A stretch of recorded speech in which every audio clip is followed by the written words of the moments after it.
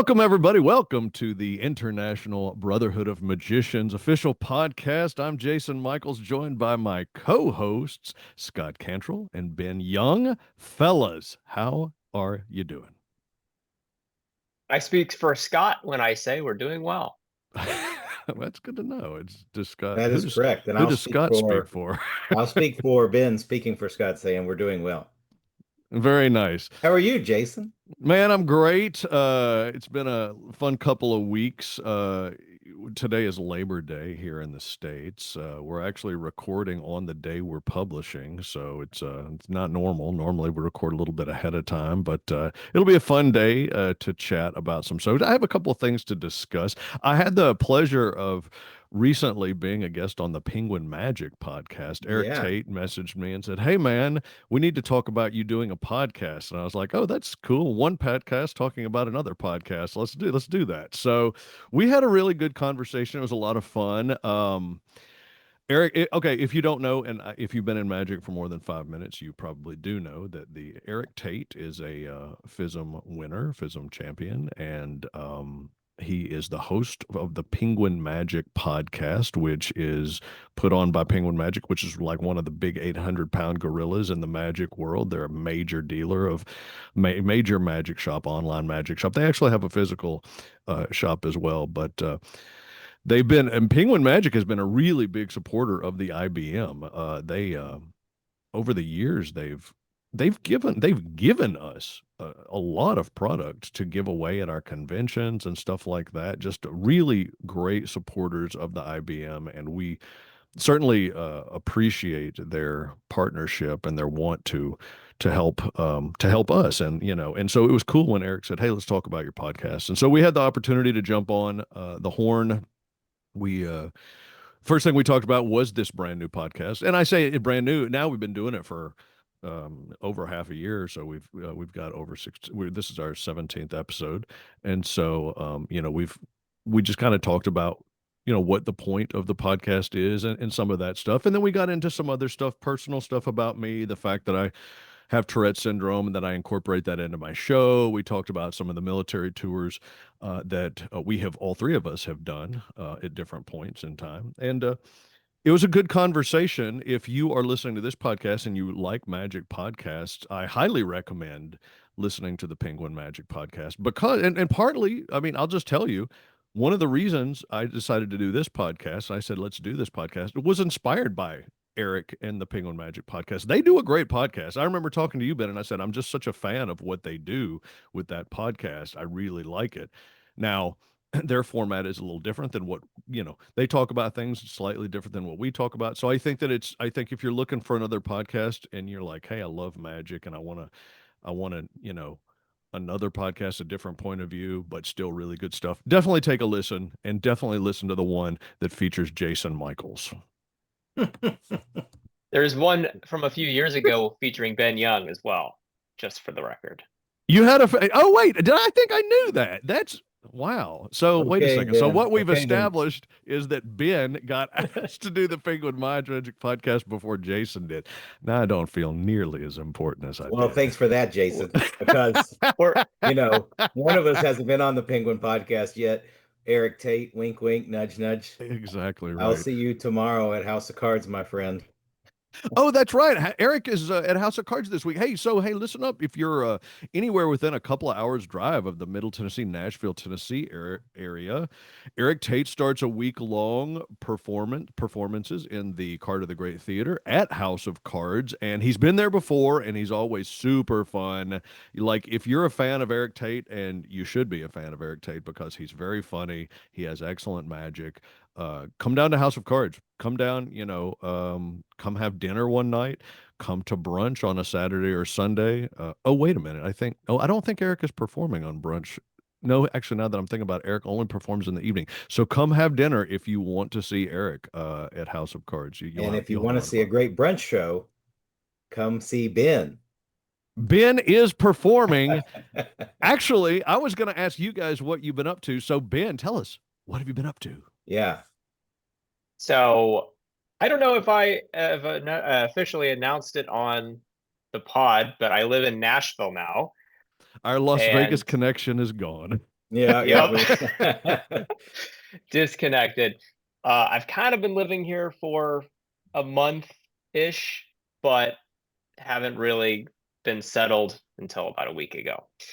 So I'm here, and I will be one of the guys at House of Cards on some sort of basis.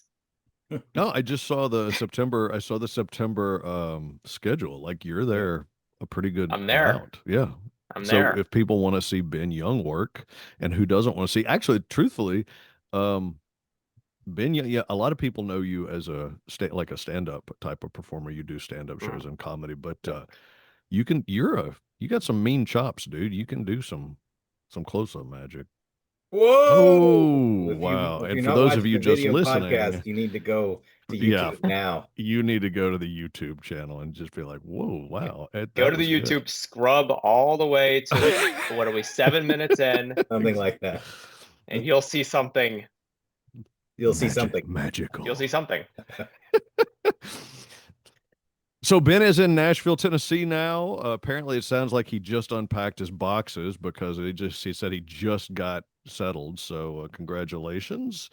Welcome to the Middle Tennessee area, Ben. We're happy to have you, and I guess it'll make it. Hey, maybe on a future upcoming podcast, I'll be here, and Ben will be right here, and Scott will be right here, and we'll Yeah, just we could all do be that. in the same room on one screen.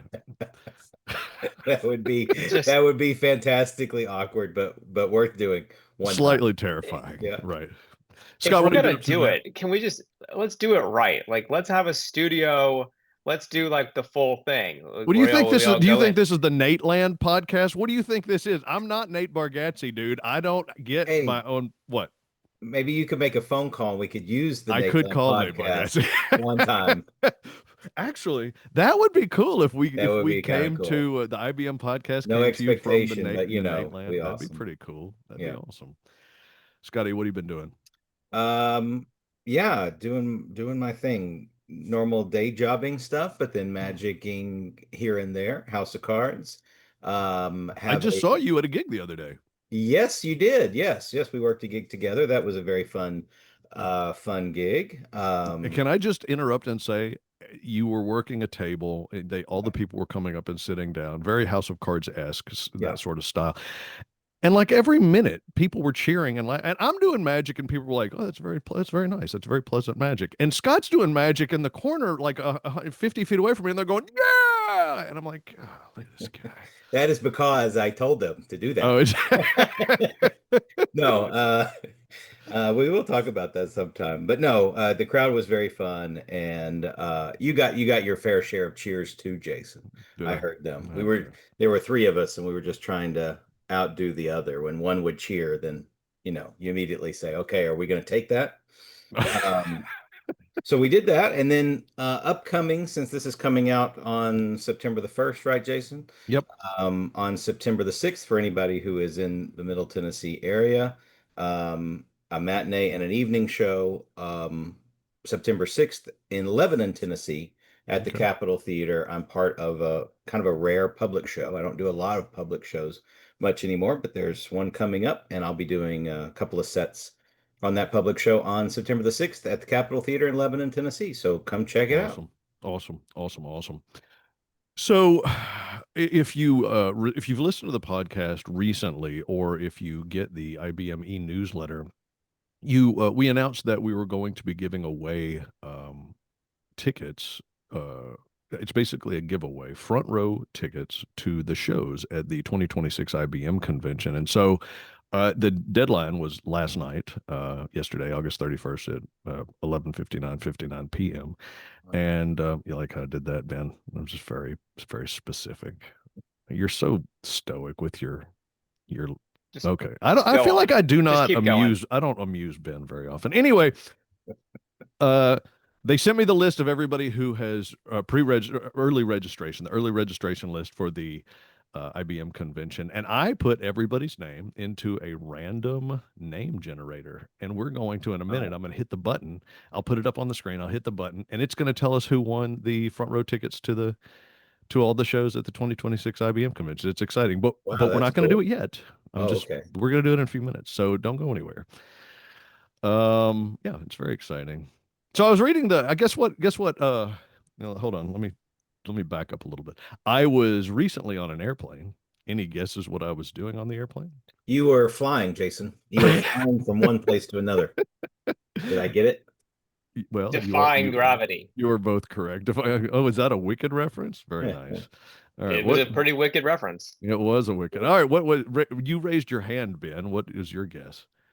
You were catching up on the Linking Ring There you go. magazine. The Linking Ring, Stephen Levine's. This one is the July 2025 Stephen Levine edition, and Stephen Levine is our brand new president. And so I grabbed a Linking Ring. I was on the airplane for about 2 hours, and I started reading it. Read about 2/3 of it. And man, I just wanted to point out two really good articles. Skip Way, who writes a regular column called whatever, I forget what it's called, but it's very good. And but he wrote a guest column, and this one is about insurance for entertainers. This story was 7 pages long about Wow. insurance for entertainers, and he goes into everything you can imagine. He talks about liability insurance. He talks about, what if your stuff gets stolen? Is it covered by your homeowner's insurance? Or if you're an apartment, is it covered by your apartment rent insurance? I mean, he goes into everything, like super in depth. It's a great article. If you're a magician, and especially if you are a performing magician, there's some potential liability as far as like bringing people up on stage or getting people involved in the show. This article is kind of a must read because it goes into everything. It tells you the things that are complete waste of your time, like don't, here's something that you should never have to worry about. He goes into the things that you really, really need to be paying attention to. And so like it's a really good article. I highly recommend it. It's titled Insurance for Entertainers. It's by Skip Way, and it's on page 49 of the July 2025 Linking Ring. The other and the immediately following that article, I read an article called How I Script a Routine by Thomas Henry. And, I'm fascinated by people who script their routines because that's something that I have done as an actor. And so I'm familiar with scripting and whatnot. But this is a pretty, this is pretty condensed article. It's only 4 pages long. It talks about sort of an outline that he uses. Like for instance, there's the title of the routine, and there's what type of a routine is it? Like, is it a levitation? Is it a precognition? Is it all that type of stuff? It talks about it lays the whole thing out. What props are used? How long is the routine? From the moment I start talking to the moment that I finish talking. It's a really good outline. I really liked it a lot. Now, I personally have some ideas on scripting as well, but just for the record, this How I Script a Routine by Thomas Henry is also definitely worth your time reading. It's really good. And if you're not getting the Linking Ring, you should be, because if you're not getting the Linking Ring, then that means you're not a member of the IBM. And you should. The Linking Ring, just if you're unfamiliar, is an excellent magazine. It's sort of a journal size. It's put out monthly, and in it goes in. I mean, there's just a ton of really good stuff. It's all about magic. There are tricks taught, all sorts of good stuff. And so I recommend you guys checking it out. Sweet. Guess who is saving Good pod, guys. Thank you. Good time. I have a theory. My theory is that stage magic was declining and everybody was into close-up magic, and it was mainly because of companies like companies that sell magic tricks, companies like Vanishing Ink or Penguin Magic or Stevens Magic, or all the different Daytona Magic, all the different magic companies, because it's easy to sell a trick to some. It's actually probably more profitable to sell a magic trick to people who do close-up magic, just for the simple fact that I think that if you get started in magic, you probably start out by learning a card trick or a coin trick, something that's cheap, that doesn't cost you a lot of money, that you can just easily start learning. And so I was of the opinion that stage performers were little by little starting to decline. But I believe that are two things and we can debate this, we can talk about it. There are two things that are rejuvenating stage performance. Number one is the resurgence of actual magic venues like a House of Cards, like a Chicago Magic Lounge, all these different places where you can see close up magic, but kind of the main focus of being there is an actual legitimate stage performance. Now, I say stage, and that might mean 50 people in the audience. It might mean 250 people in the audience. But I mean, you're standing up, the audience is watching, and they're watching a performance that lasts, 20, 30, 40, 50 minutes, something like that. So, number one, the resurgence of venues. And number two, Justin Willman. Justin Willman single-handedly is bringing back stage magic, I think. I watched this special the other day. It was excellent. Mm-hmm. And I said, and I thought about it. I thought long and hard about it. I said, you know what? The reason I wanted to be a stage performer because I saw people, the TV specials in the past were specials from stage performers. It wasn't until David Blaine hit the scene that we started seeing close-up magic on screen like being the main focus of a television show. The focus of TV shows prior to that were all stage performers. And then we started this trend where everything you saw was up close and personal, and then that's kind of where everything started. But now with Netflix, and Netflix is again, we're talking about the 800-pound gorilla in the room, this giant streaming service that everybody watches, and Justin Willman having an excellent special on Netflix. I think that today's young people, the 13-year-olds, the 16-year-olds, the 21-year-olds, they're going to watch that and they're going to go, I want to do that, because that's what I did when I was young. I watched the people who were on TV and I said, I want to do that. What do you guys think? Don't everybody jump in I all at once. Well, I was waiting for yeah, Ben. Scott and I are both being polite. Yeah. Well, I mean, I totally agree. This is maybe one of the less controversial topics we've talked about. Don't worry, we have more to discuss later. Okay, good. No, I totally agree, right? I mean, it's about what the public sort of sees. And for a long time, it was you're seeing David Blaine street magic, you're seeing Chris Angel, who was basically doing like a street magic kind of thing. And you were learning close up, and also it's worth mentioning that close up is easy to sell from magic companies because it appeals to hobbyists a lot more. Professionals that are doing shows, they're the ones who need, we'll call them props for lack of a better term. But the people that are just hobbyists, they're going to need more tricks. They're going to need new things. So, but yeah, having Justin have his show, which was, I mean, I don't know if it still is, but it was like top 10 on Netflix for weeks, is huge. And so people that are interested in magic are going to see it and see that, okay, like stage magic is cool, and it seems very accessible as well. Yep. Yeah, in general, I would agree too. Justin's special was fantastic. I watched it. So he's a key. I think he's a key piece to the puzzle. I don't think that the he's not doing all the heavy lifting on his own. If you think about what's the show that Gabe Blackstone, Masters of Illusion. Masters of Illusion, right? I mean, not all the quality of those acts are as good as every other act, but that's okay. It's magic on TV. And some of those performances are more close up, but as a rule on that show, they're more parlor and stage performances. That's a very good point. That's a very good point. And then you've got Fool Us. And I think Fool Us, again, because of the nature of the production, Fool Us has the ability of showcasing close-up magic in a very appealing way to the TV audience. But there's some healthy percentage of performances on Fool Us. I don't know if it's 50% or 30% or 60%. There's some healthy percentage of performance pieces on Fool Us that are legitimate parlor or stage pieces of magic. You don't have David Copperfield on doing TV specials anymore. But there are other things like that that are happening. And so you combine that, Jason, with exactly what you said in terms of these new, uh, you know, new and new-ish magic venues. And there's, you know, I don't remember all the names, but aren't there like 3 or 4 new magic venues opening within the next 12 to 18 months around the country? And one is quite substantial in Chicago. Then Yeah, there's the right. Chicago Magic Lounge, which is a phenomenal facility. Obviously, the Castle.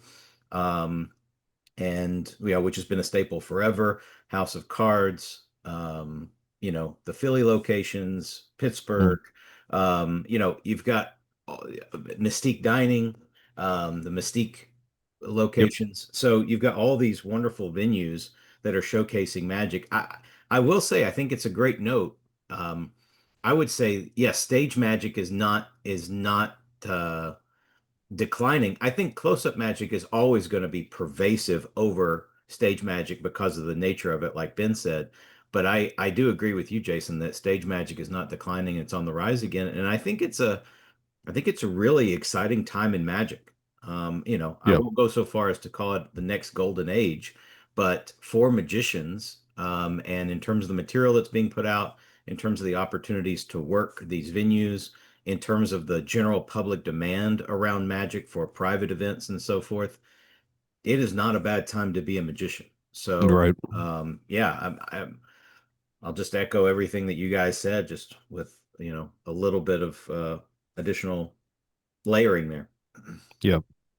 And another thing I want to add that I sort of figured out at the end of my last rant and then have been thinking about instead of listening to what Scott was saying is I do the same is the thing, Ben, to myself. accessibility is the accessibility of it. So if you look back at the old days, everything from Mark Wilson up to Doug Henning, David Copperfield, there was a lot of illusion on TV, Yeah, big illusion shows. And that was what people thought of when they thought of stage magic. But if you look at what is popular right now, everything from Willman to Fool Us to Masters of Illusion has some illusionists on it, but then all the magic venues are all smaller yeah, venues, for the most part at least, smaller venues. And so you're seeing more of this like parlor style show. It's a smaller show, and that's so much more accessible for people who want to get into magic. So like for example, when I was a freshman in college, I thought that if you did shows, you had to be an illusionist like that. And then I saw Justin Willman, who was just incredible at the time, Yep. and Michael Kent, who were both doing tons of college shows that fit in a suitcase. And I was like, wait, you can do that? And yeah, now what I'm seeing is that's more of the norm. And so people Hmm. that are interested in magic that want to do shows, that is has such a lower barrier to entry than illusion shows where you have to have really expensive props, you have to have assistants, you have to have lighting, you have to have a stage, you have to have all these things. And now this is like you can take some magic that a lot of it is more close up, but you can play it bigger. And now, boom, you're in business. You got a show. Yep. The thing, it does strike me that you have guys like Michael Carbonaro and Justin Willman both that are, I haven't seen Carbonaro recently, but for the last 5, 7 years, you've had Carbonaro and Justin Willman out on these performing arts center tours. And so yeah, you can watch them do 90 minutes or 75 or whatever they're doing. And so, the general public gets excited, because they see Michael Carbonaro on television, they see Justin Willman on television, and then they go, "Oh, and now this person is coming to my community, and I can go see that." So you've got all the people who are Magic fans, especially the young people who become the magicians of the next day, the next generation. Um, so you've got that, and I will also say that I agree with you all as far as the Magic television shows, but I want to point out that like the Justin Willman special is Justin Willman for 60 minutes. It's like watching a Dave Chappelle special. It's that's like true. watching Yeah, a Nate Mm-hmm. Bargatze special.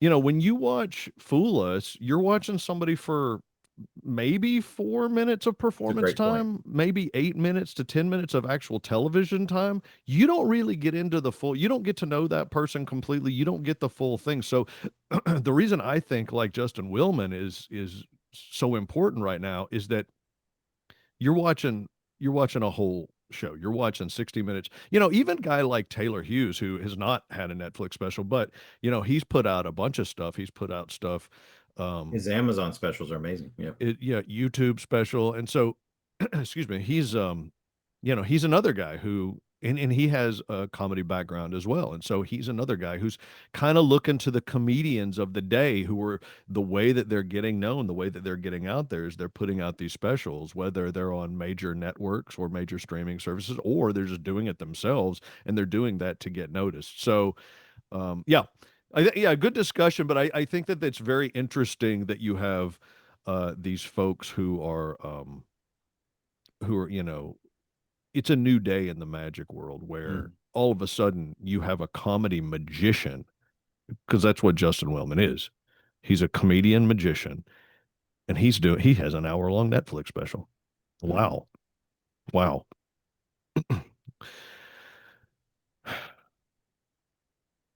Speaking of people who have a point of view on stage versus people who don't. Here we go, Ben. All right, here we go. Go. I had a conversation recently with a friend. We were just chatting. Why did you And use quotation marks when you said friend, Jason? Why did you do that?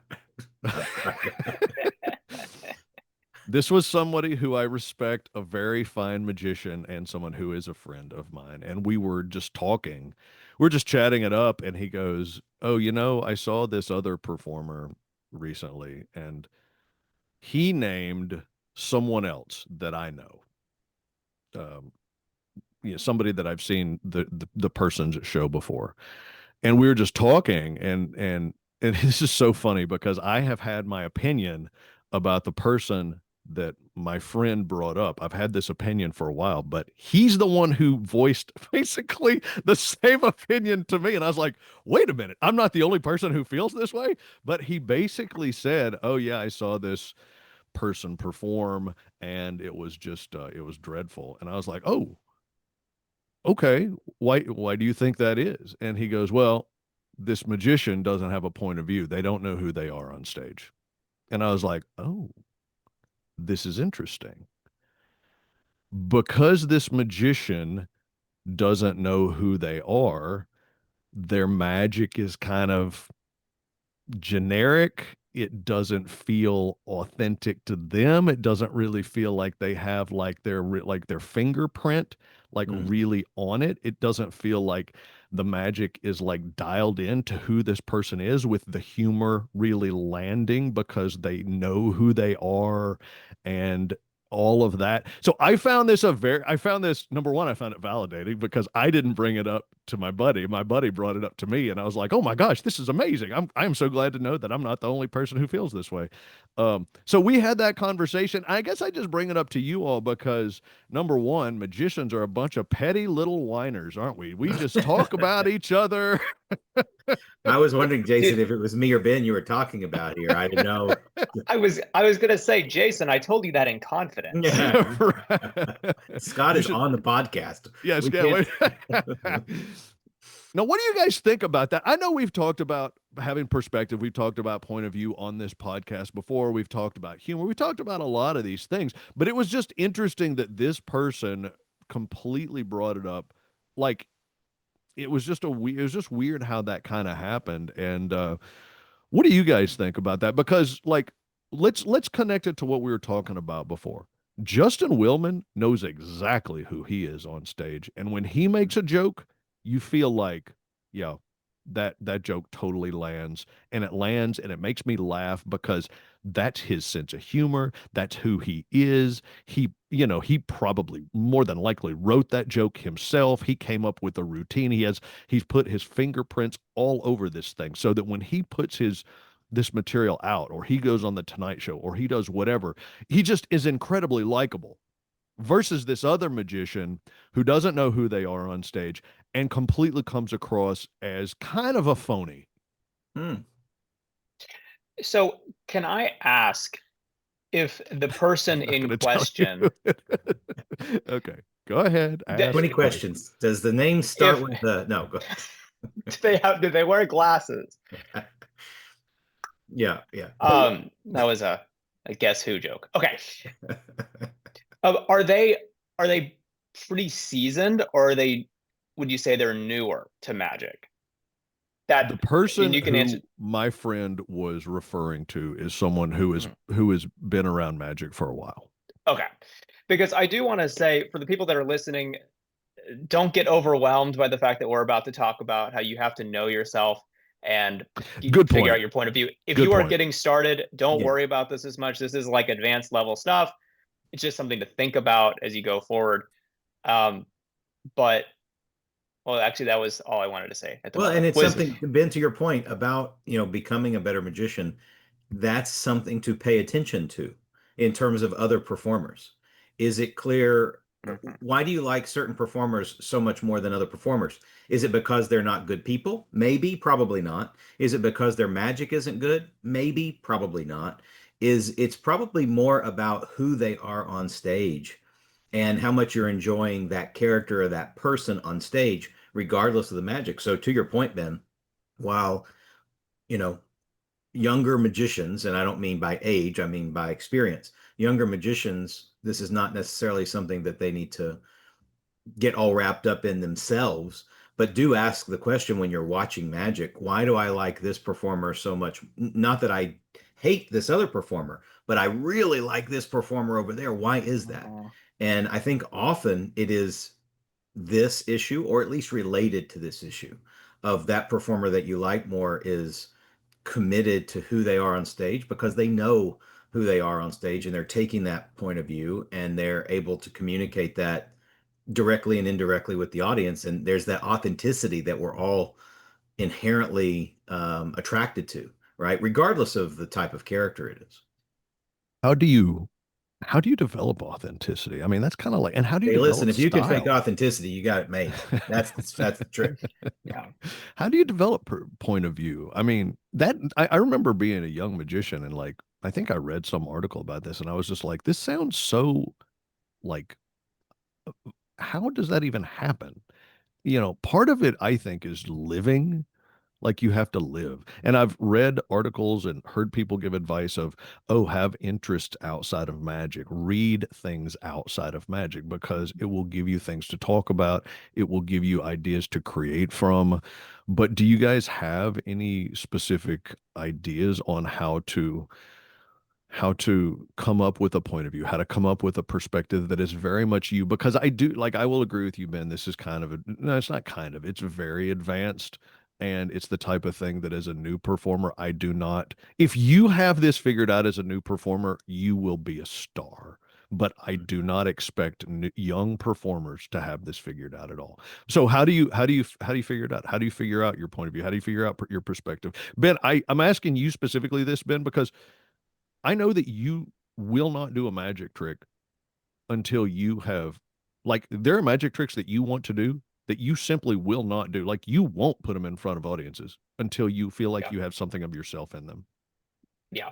Yeah. I'm notorious for It drives me sitting on crazy an because it idea. takes you forever to Yeah. put something on stage. But when you do Yeah. get it on stage, it really does feel like you. It does seem to generally click a little bit more than it would have if I had just thrown it up immediately. It feels a little bit more complete. I just I don't know if there's a formula for it besides just trying to be aware of like what you like, in general. I mean, I have a trick that I'm doing that is sort of space themed, and it's because I like space. And I have a trick that uses a headshot of me when I was really young, and it's because that's me. Like that, you can't you can't make that up. But I mean, I remember about 10 years ago, like getting more into comedy, watching comedy specials, finding that I really liked more like absurd humor and things like that, and just being aware of that. Go, I like that. Why am I interested in that? And then just sort of exploring it for yourself. I think that the problem that a lot of people have is that they are doing lines that are funny just because they're funny, but not necessarily because it means anything. They're doing hack lines, they're doing material just written as is or straight from the package. And I think that a lot of it is just sitting down and trying to give it a fresh look. I don't know. It's hard to come up. I hope that Scott has had time to come up with the formula since I've been rambling. What, Ben? What? I'm sorry. No, I think everything that you said is right on. I think it is not easy to do. I'll just tag on to something that you did say that I completely agree with, and that's what's helped me to whatever extent that I have a point of view on stage. I do think that my persona, my personality, my avatar on stage is pretty clear and pretty well defined. It is largely a heightened, exaggerated version of myself when I'm not in introvert mode. And I am the classic magician became a magician because he was introverted guy. And I think, there's a lot of folks who are probably listening or watching can totally relate. So I am that person. So the character, so to speak, that I am on stage is just an exaggerated version of the guy who I would be if I was at a networking event, a party, hanging out with other people. That's pretty much who it is. It's not, um, I don't put on a Scott Cantrell performer only avatar. I just go into it. And there are people who have characters, and there's nothing wrong with that, right? In fact, sometimes it's easier when you assume a very defined character and you say, I'm going to play the role of um, a Renaissance street performer, Jason, right? For this routine, I'm gonna put on the hat and I'm gonna be this person. And now you run everything for that performance or for that routine through the filter of that character, and it Right. either works or it doesn't. And because that character is so clear and so defined, it's easier to determine when it's and of course, Jason, that's only a part of your show. But when the character's more nebulous or when you're trying to find your voice or find your character, it's harder to do. And that's why I like what Ben said about what is it you like? What resonates with you, whether it's a topic, a concept, a trick, a presentational idea for a trick could be any of those things. If one of those things really resonates with you and you like it, then it has promise for the stage because if you like it and the audience sees you liking it, Very good they point. doesn't mean they'll like the thing as much as you do, but they'll like you liking it. Yep, Right? that's We true. like to see people having fun and doing good work in the world that they're in. And so as long as the magic is reasonably good and strong, the audience, because you like something and you're having fun, the audience will have fun. That was one of the biggest lessons I learned watching some of my mentors and comedy magicians up close when I was a younger performer. And it was clear to me, the magic was the magic. It was fine. It wasn't like they had to actually perform miracles on stage. And they also weren't doing crappy magic, right? But Hmm. it wasn't the best and it certainly wasn't the worst. It was good, solid magic. But the audience was roaring, and the lesson was, why is the audience having so much fun? Because the person's having fun. And the reason the person's Yeah. having legitimate fun and not faking that authenticity, the reason they're having fun is because they're doing stuff that they find fun. And so I Hmm. think that's, again, it's just tagging on to what Ben said. Find stuff that you like, find stuff that brings you joy and that you have fun with on stage. And to Ben, to your process, Ben, of you find something that you like, a trick or an idea, but then you have to make it yours first. The process of making it yours is finding all the fun in that idea or that Yeah. trick that you Yeah, that's can for great. yourself. And then Hmm. once you've done that, you take it to the stage, and the trick may or may not stay in the show and you're going to work on it and so forth. But you know that at least you're going to have fun with the idea and the audience will have fun watching you have fun. Yeah. I wonder if Really it's, good sorry, I stuff. know Jason, you have something to Go say, ahead, man. No, but give it I to us. wonder if it's worth, most of us are not going to be playing a character per se Right, on stage, right. like a Renaissance person, whatever. Most of us are going to essentially be ourselves or be a heightened version of ourselves or be our quote unquote best self. Um, so maybe it's worth sitting down and writing yourself out as if you were a character. Yeah, Because I think a lot of us great. just sort of exist and you just, hey, this is a good trick, I'll put it in the show. This is a good joke, I'll put it in the show. But maybe people need to sit down and say, okay, who am I? What are my interests? How do I want the audience to see me? What does my character wear? Like all those different things, as if you were writing out a real character. It just happens to be that it's yourself. But maybe that can help filter things out and help shape the material you put in and create that perspective. So, because then you're still you, but it's a little bit more intentional. Yeah. This is very good. I think this is I'm tracking with both of you guys, and I love your points of view. I love your advice. I want to bring it back because to the performer that was being discussed, because I thought a little bit about Scott. it. No, it wasn't Scott. I thought a little bit about it, and what I came up with was this. Are you the When I say you, I'm talking if you're a performing magician, are you there to show off or serve? Ego or service? Mm. That's good. Because if you're there to show off, and I do think that sometimes it does have to be about you. You are the performer. I've argued that before. But to what end, right? Right. Are you there because you're like, oh, look at how great I am, and I'm so cool because I'm standing up on this stage? Sorry, you're probably going to get similar type of responses as my buddy reviewed this other magician. Because if you're coming from a place of, look at how cool I am, I hate to say it, but you're probably not all that likable. Yeah. You got too much ego involved. You're too self-important. You're too, oh, look at me, look at me, look at me. I'm standing up in front of everybody. But if you're coming from a place of service where you're like, I want to give this audience the best experience they possibly can. I want the magic to blow them away. I want them to have the biggest laughs they've ever had because I remember when I had the same experience. When you're coming from that point of view, then you are literally serving your audience and you're there.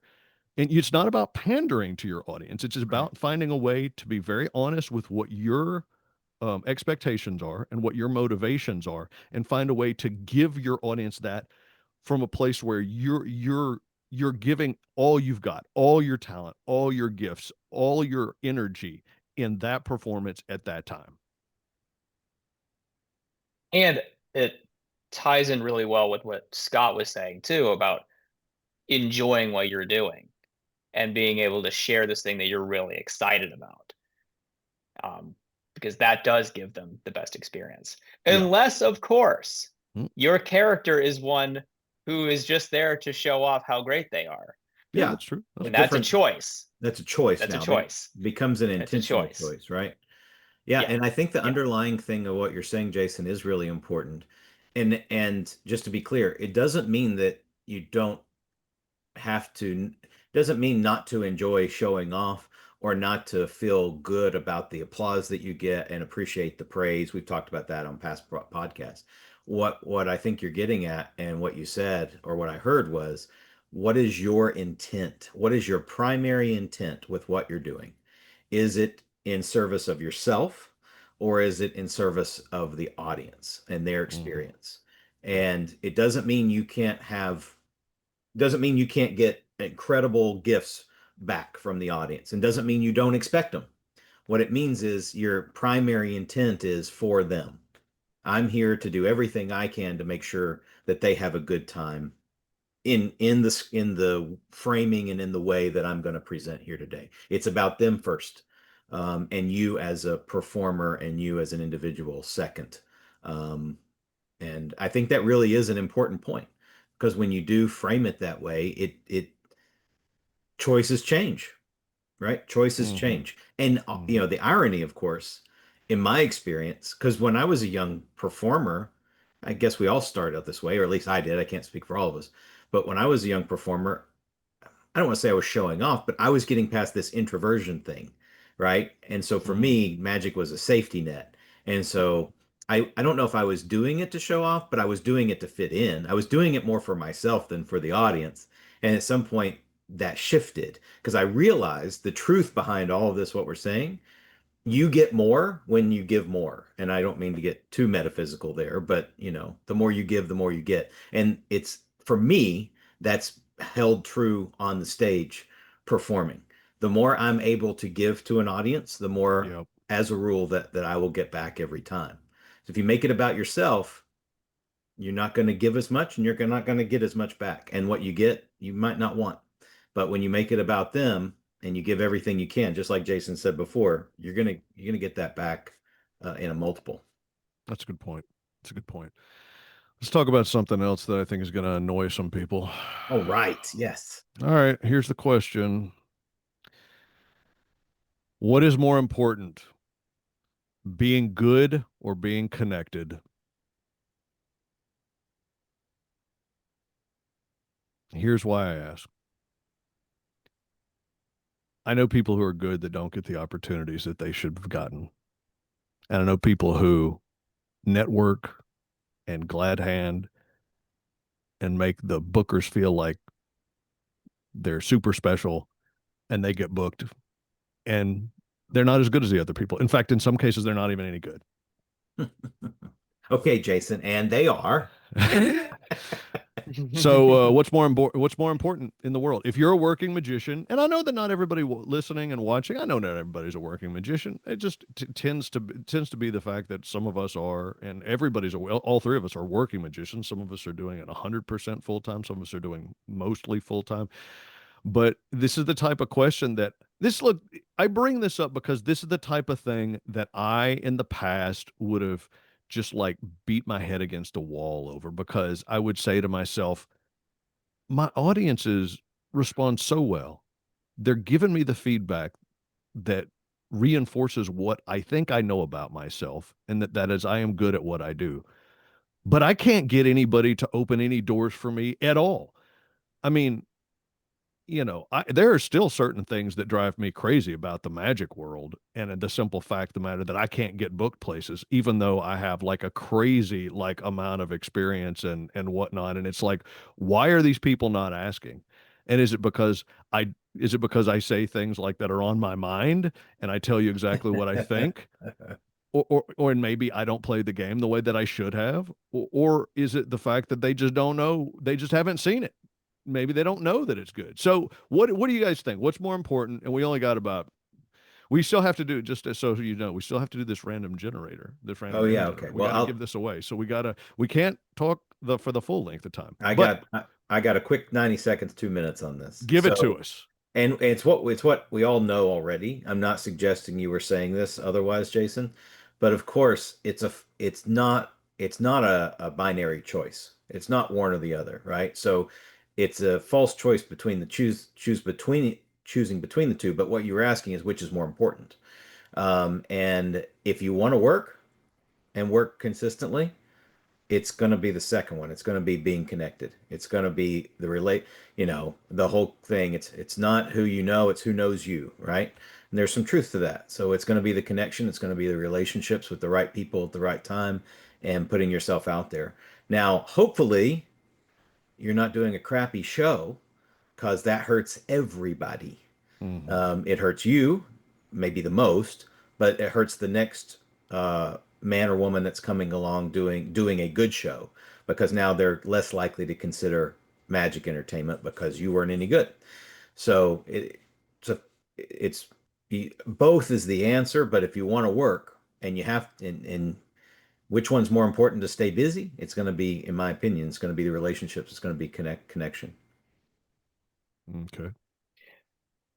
You can be absolutely phenomenal and not get any work. You can be How pretty good. frustrating is that? Well, to those of us who are not that good, I wouldn't know. I don't mind it so much. I wouldn't know. I'm very well connected. That's how I got on the I.B.M podcast. You can be absolutely phenomenal and not get any work.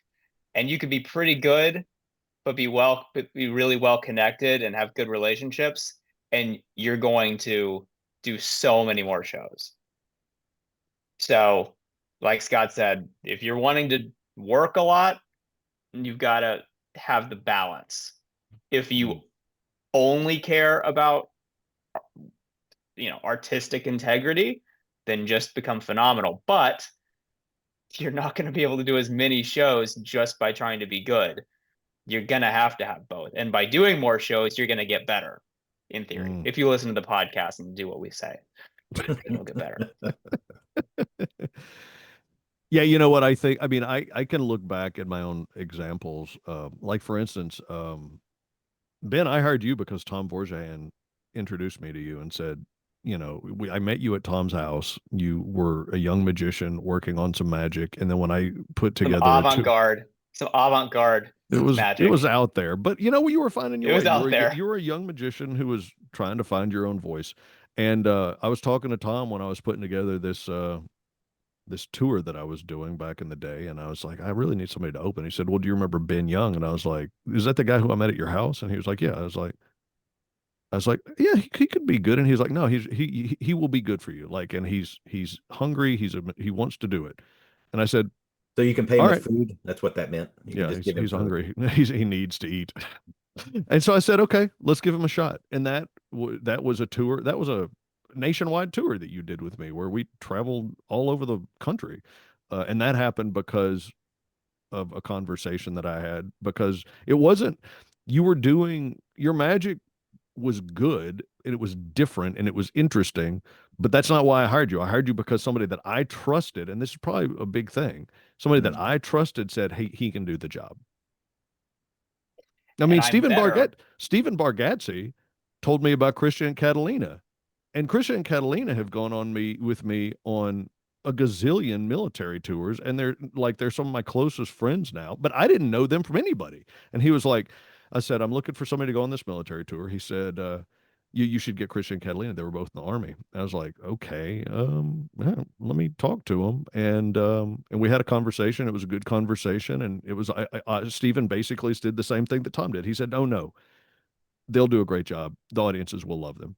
And my first real, other than having a couple of conversations with them, my first real connection with them was actually being on tour. And I was like, I love these people. They're fantastic. And like I said, they've done a gazillion tours with me again, because coming from somebody I trusted, and they said, this person or these people will nail this for you. So yeah, I guess does come down to, you want to be excellent. You want to be great at what you do, but it is a real shame. It's a real, I don't want to say tragedy because that's not the right word, but it's a real shame if you're good at what you do and you're not out there, kind of playing the game. And I know, look, I'll just tell you, I know that it sucks that I have to say that, because you're hearing it and you're saying to yourself, is it not that I've worked like crazy to become good? And the simple fact of the matter is, yeah, it's not good enough. Right. That's kind of like your entry point Yep. to really work a lot. You need to meet as many people as you can. You need to connect with people. Oh, and hey, you know what? I'm just realizing this is an excellent opportunity to tell you about the IBM convention, where you There you can go. meet other magicians and meet people who book shows. And I Come kind to of the IBM convention and you'll work more. come to the IBM Yeah, and get convention. better. Yep. No, actually, I mean, think about this. How do I know Tom Borjahan? Because of the local magic clubs. How do I Yeah. know Stephen Bargatze? Because of the local magic clubs. So if you're listening to this and you're thinking to yourself, well, how do I meet these people? Look up your local magic club. Look up your local ring. The IBM has rings, which are clubs in 88 countries around the world. And if you live anywhere nearby, it's worth your time to make the trip to go to the monthly meeting. Not only will you have a blast, but who knows what doors might open for you. Yep. And so, yeah, no, I think that, if you, and coming soon, we have a new IBM website, and on the website there's going to be a list of where every magic club is. So you'll be able to literally you won't even have to like Google it. You'll just go to magician.org. It'll be right there, and you'll be like, oh, I have a magic club that meets 15 minutes away from me. So definitely worth doing. All right. Any final thoughts before we do this random name generator? The front row seat, front row seats to the shows, not to What the lectures, to the shows. what happens if one of us win? That would be problematic. I think we'll just do it again. All Well, right. So no, let me, because well, okay, that's fine, I guess. and you know what? I mean, technically, if No, you no, registered for the convention, I'm happy to give up my seats. I just this random name random generator. I thought just wonder process. how Yeah. random it is, Jason. Wink, wink. No, no, no. It's random. Okay. Oh, hey, you know what? I forgot to mention when we were talking about what people have been up to the other day. I forgot to mention that somebody on this podcast had a birthday yesterday. Really? Who is? Happy birthday No, we don't have to sing. to Scott. Okay. Oh, Scott. Yeah. Wasn't you, Ben? Scott, happy birthday, man. Hey, Thank you. everybody. When you listen to this, Send Scott a note. Send Scott a happy birthday message. You can message him. All of our information is in the show notes. All the ways for you to contact us are in the show notes. So you can send Scott a happy birthday Yeah, message. send a happy birthday performance video. Show me your favorite magic trick. Yeah, Venmo him some. I probably shouldn't say that. I'll probably get into trouble. They'll be like, "You can't tell people to do that." Okay, Any money whatever. that I get for my birthday, I will give part of it back to the IBM. All right, let me bring this up. All right, hold on. Now I have to figure out all right, I've got the random name generator now. I have to share my screen. All right, so just here we go. Just so everybody understands what this is, to recap, what we have here is we have the name of every single person who is Wow. registered for the convention as of last night. This is the list that was sent to me this morning, and this is the person who sent me this list. Eric Schuster said, "Hey, this is a great website to use for a random name generator." So all I have to do is click on the thing. It's going to spin. I did shuffle the names. That was one of the things that you can do. So I went through the process of shuffling the names a couple times so that it wouldn't be in any sort of an order. So I'll click on this and we'll see who it comes up with. Ready? All right, drum roll, please. Here we go.